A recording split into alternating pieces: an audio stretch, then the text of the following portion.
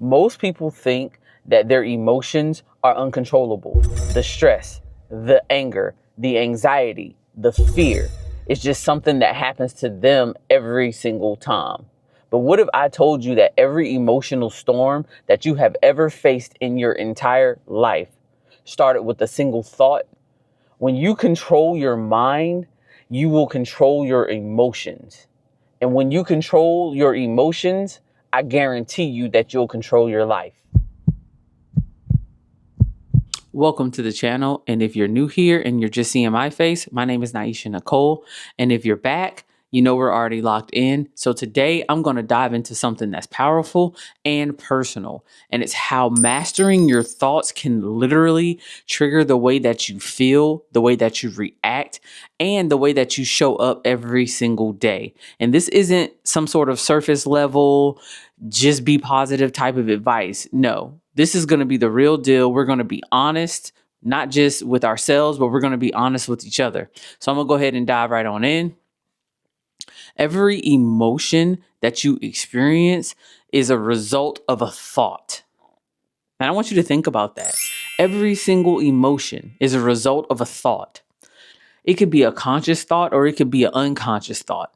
But when you start noticing your inner dialogue, then you'll be able to unlock the key to emotional freedom. I'm going to give you an example. The other day, I was just in a mood and I had to ask myself, why was I in the mood? Because I was patient. I would snap off at everything that someone said. And I realized it had absolutely nothing to do with what anyone said to me. And it was because I was running on just a few hours of sleep. I was, juggling work. I was making sure that I had everything situated. I also wanted to make sure that I was able to record and all these other things. And the fact that I felt like I didn't even have a few minutes alone just kind of like messed with my head. And I didn't even know like what was going on. And the truth was that I wasn't mad at anybody. Like I wasn't mad at a single person. I was just tired. And I was emotionally full because, you juggle so much throughout the day that you become emotionally full. And it had nothing to do with me being emotionally full with joy. It was like pressure. It was tension. It was guilt. It was pressure because I felt like I had these deadlines that I had to get to. And, the tension obviously was coming because I did not get enough sleep, right? So it created this, unconscious or subconscious tension with my family. And then I felt this guilt because, you feel this guilt when you're not able, to do all the things or be all the things that people need you to be, right? You inherently, you feel like this sort of guilt. And I'm not sure if this sounds familiar, but if you felt like that, let me know in the comments, like what you felt like and how you dealt with that situation. And, as women in particular, especially in our 30s and our 40s, we have to balance a whole lot. Some of us have, kids in elementary school or kids in middle school. Some kids are maybe in high school and about to graduate. Then you have your parents and, you don't know what somebody else's situation is, right? So they could have parents that they are, the primary caregiver for. You have your own relationship, you have your goals, you have your grief, you have your healing. And then let's not forget, last but certainly not least, your hormones, because your body also is going through changes the older you get. And still, it's kind of like we have this expectation to just smile through it all. And people see the smiling as if everything is okay. And that's not necessarily the truth. Smiling isn't strength, okay? Knowing what to do with your emotions, now that is strength. Growing up, we've all been taught to control our emotions, but what we have done is push them down. They tell us, don't cry, don't overreact, don't be so sensitive.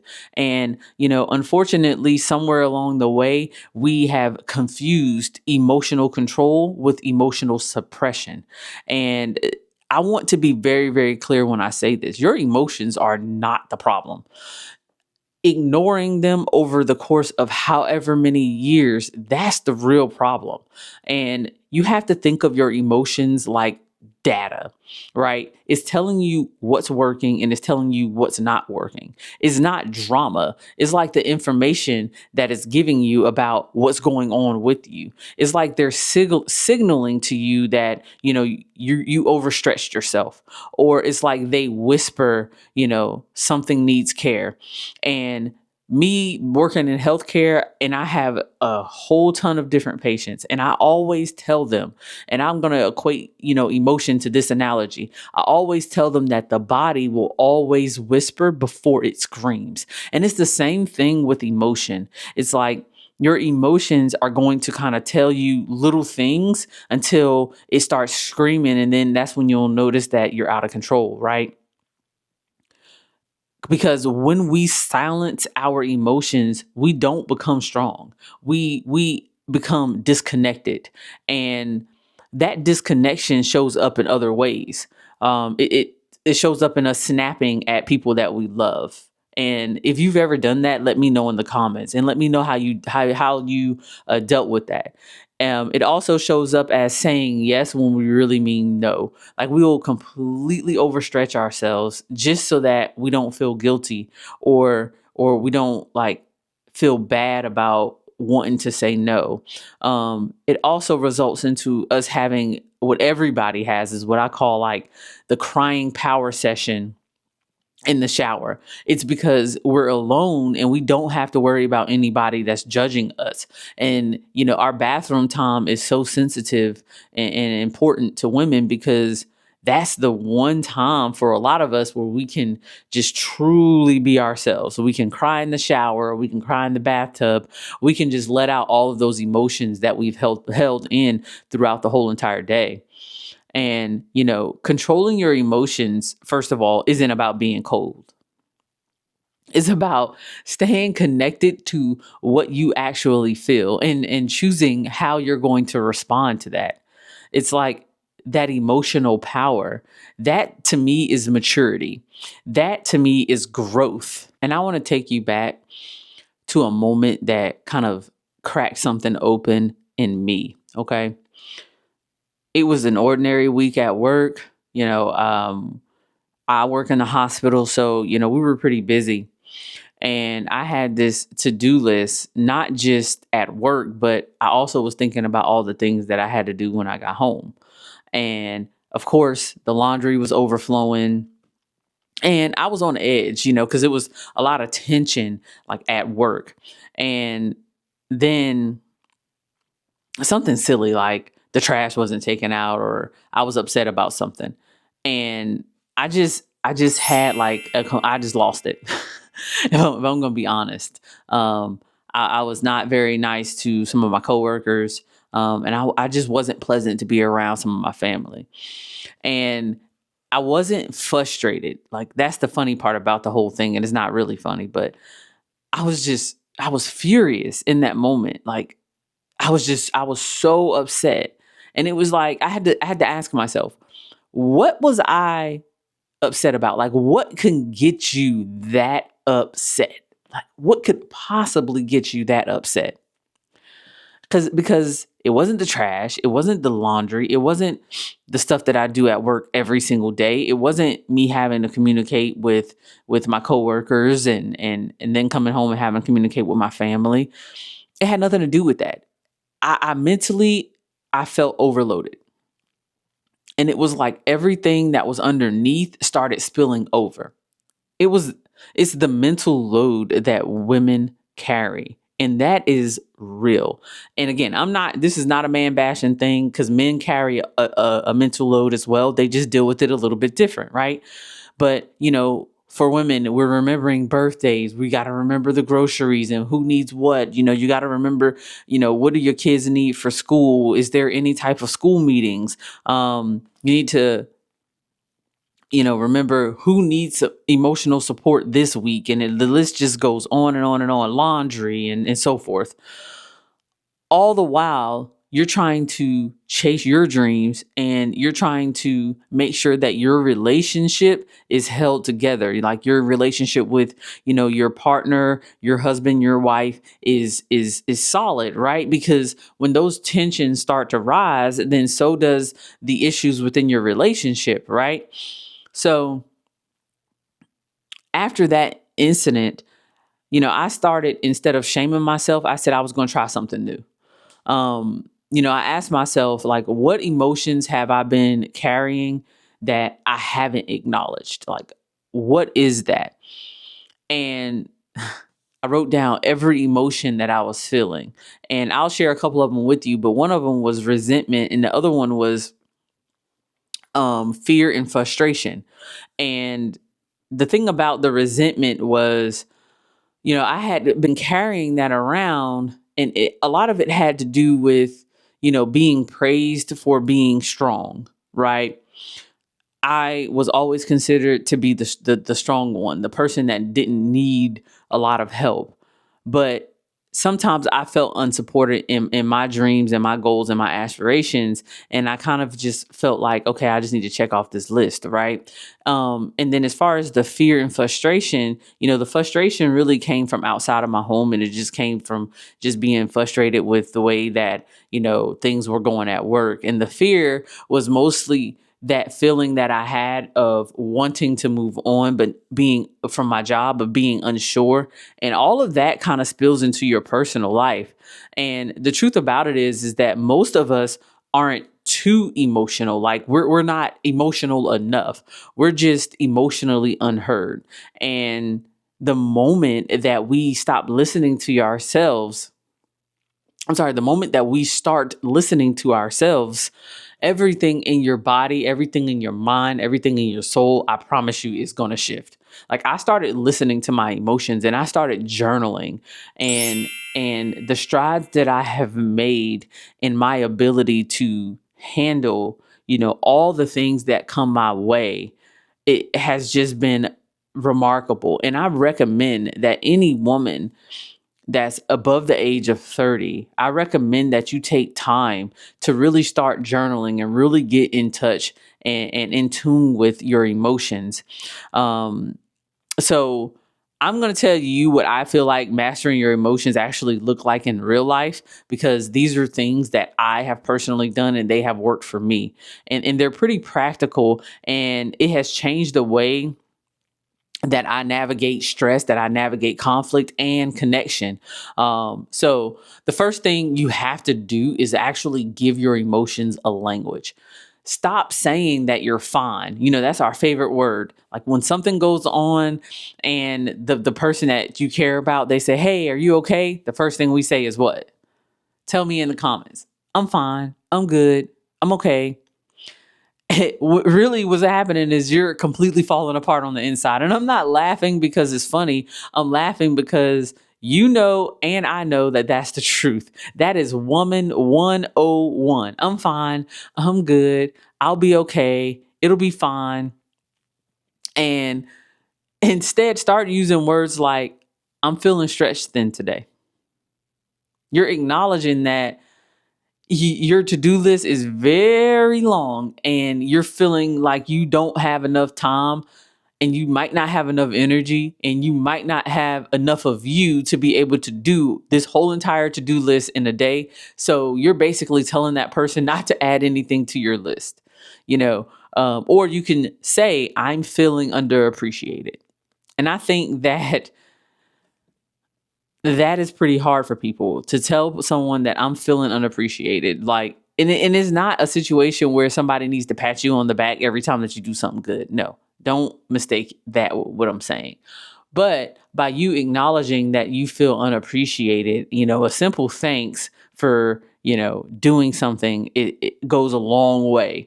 And you're just acknowledging that, I don't feel like I'm being appreciated for, the things that, I do on a day-to-day basis.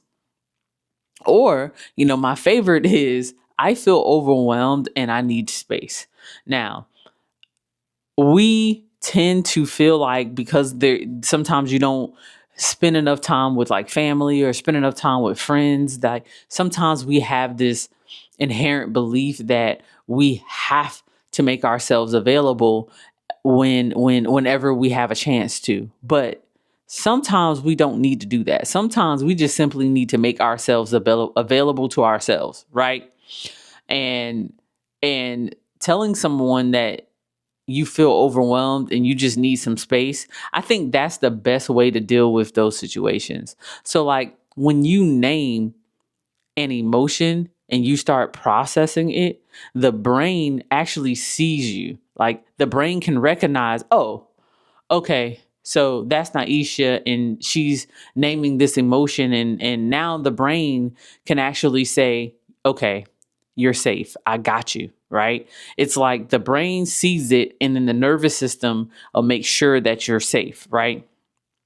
And the truth is that you can't heal what you won't name. So start naming your emotion. Number 2, make space for the pause.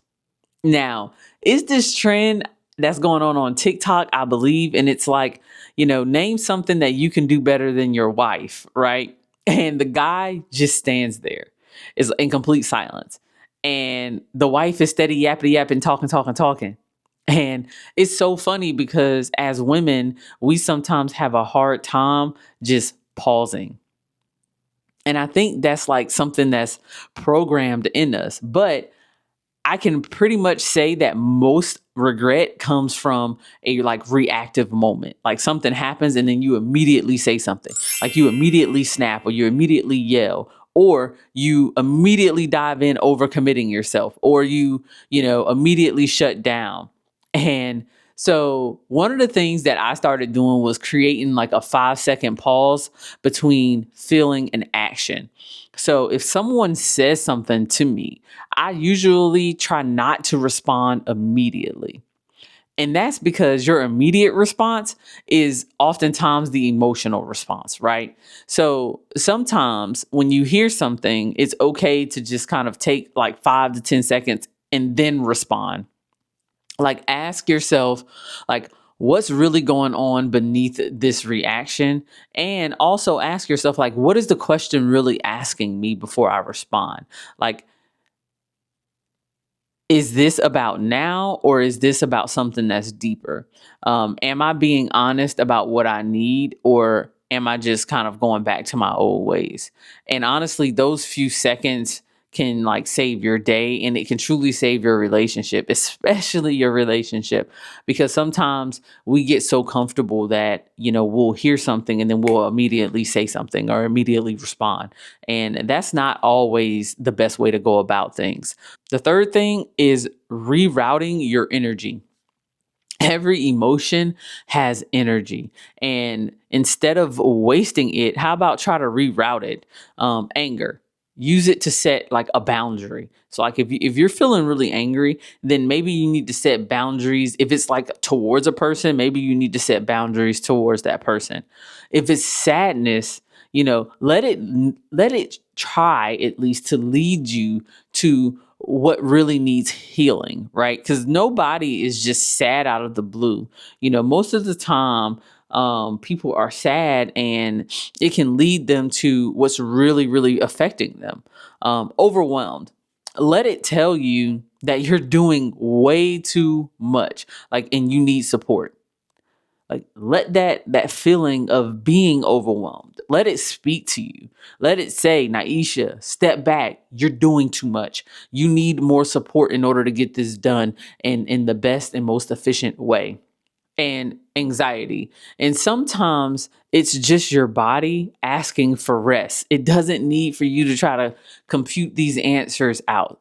Sometimes your body, you just need to rest. Like sometimes that's all that you need. Your emotions has never been meant to be stuffed down into a bag or stuffed down into the bottom of a drawer. They were meant to guide you, and they've always been meant to guide you. Feeling deeply, it doesn't make you weak. It makes you human. It makes you whole. It makes you awake. Emotional control isn't about silencing yourself. It's about, honoring your truth and your power at the exact same time. And let's be honest, just for a minute. This is me talking to you. And on this channel, like I said, we practice honesty. The world doesn't need any more emotionally numb women.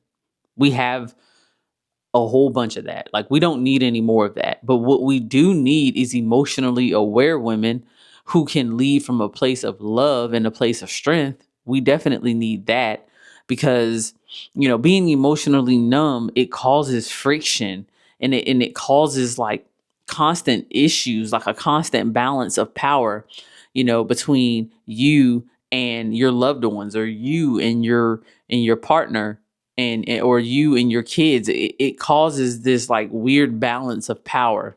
Mm-mm. And you have to trust yourself. You have to trust the process. You also have to be able to listen to your emotions, and to walk with your emotions instead of trying to pull against them. So if you're ready to stop being at war with your emotions and with your own feelings, and if you're ready to take that next step in your life with, a little bit more clarity and with calmness and with more confidence, it's going to start here. And it's going to start with you. It always starts with you. I don't care what anybody else tells you. Everything is going to start with you, because emotionally, you have to want to change. Because emotional mastery is never about perfection. Nothing that you do is going to be about how perfect you can be. It's about being present with your emotion. And it's about being present, within your power, and understanding that, you can do this. You have to control your mind and master your emotions, because that is truly what's going to lead you to the life that you want to live. And if this spoke volumes to you, let me know in the comments, and let me know some of the things, some of the tips, some of the tricks, whatever it is that you use in order to master your emotions. And also let me know, like, if you mentor other people or any other advice that you may have, because we're all going on this journey. We're all going on this journey together. Drop a comment and tell me what emotions you have been carrying without naming them. And subscribe to the channel. Hit that thumbs up button. And again, share this with anybody that you feel like needs to hear this message today, because we are on our journey of growth, our journey of clarity, our journey of emotional intelligence, because we're not going to do this alone. We're going to do this as a team. And this is only just the beginning. I appreciate each and every last one of you. I thank you for tuning in. My name is Naisha Nicole. Peace.